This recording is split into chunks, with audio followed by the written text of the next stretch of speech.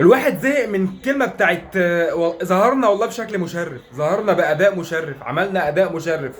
هو كله مشرف يا معلم، مفيش أي حاجة تانية، مفيش بطولة، مفيش يعني يا معلم احنا مش قليلين والله العظيم، احنا قاب قوسين أو أدنى إن احنا نقطع فرنسا، ندوس عليها بالتاني والتالت وعادي والله العظيم. ولكن ليه لما بنيجي نسجل الهدف الأول بنرجع ونكسكس لورا؟ يعني ليه يا معلم؟ ما تدوس يا عم يا معلم وقت التاني، دوس يا معلم وحافظ حتى على الهدف. لو مش هتعرف تجيب التاني حافظ على الهدف، عادي، موضوع عادي وبسيط.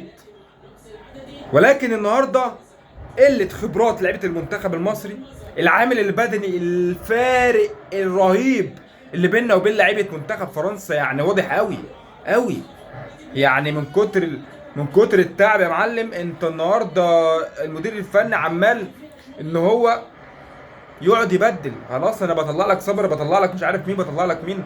عمر فايد اتطرد، طرد ملوش اي لازمه. ليه ملوش اي لازمه؟ عم عمر فايد راح ياخد لي انذار ببلاش وعرقله بعد ما الراجل خده على كتفه وبيجري، وطبعا فارق السرعات عمر فايد بطيء، فعمل فاول خد الطرد، فاثر معانا هنا فمعلم. غير كمان العامل النفسي عند لعيبه المنتخب المصري هبط يا معلم، الموضوع بقى صعب.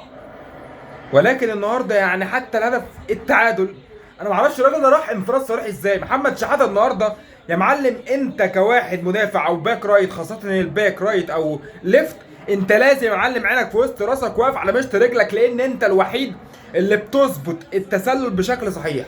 فالنهارده الهدف الاول التعادل دوت لو ما كانش جه كنا نقدر نكسب والماتش 90 دقيقه يخلصوا على خير. ولكن انت واقف بكل سذاجه يا محمد شحاته، وعملت مباراه كبيره ولعيب جامد ما شاء الله عليك وربنا يحفظه كل حاجه، ولكن كره هفوه. وده باين من اجهاد وتعب في الدقيقه 85 86. واقف على مشط رجلك يا معلم، عينك وسط رجلك، كان بظبط التسلل، خلاص خلص التسلل.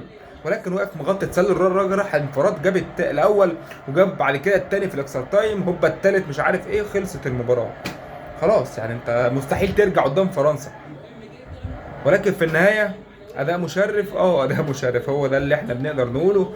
عملتوا مباراة كبيرة قدام منتخب فرنسا، كان نفسنا نكسب وكان سهل نكسب أو مش سهل، يعني كان عادي نكسب عادي، أقسم بالله منتخب فرنسا مفيش أي مشكلة.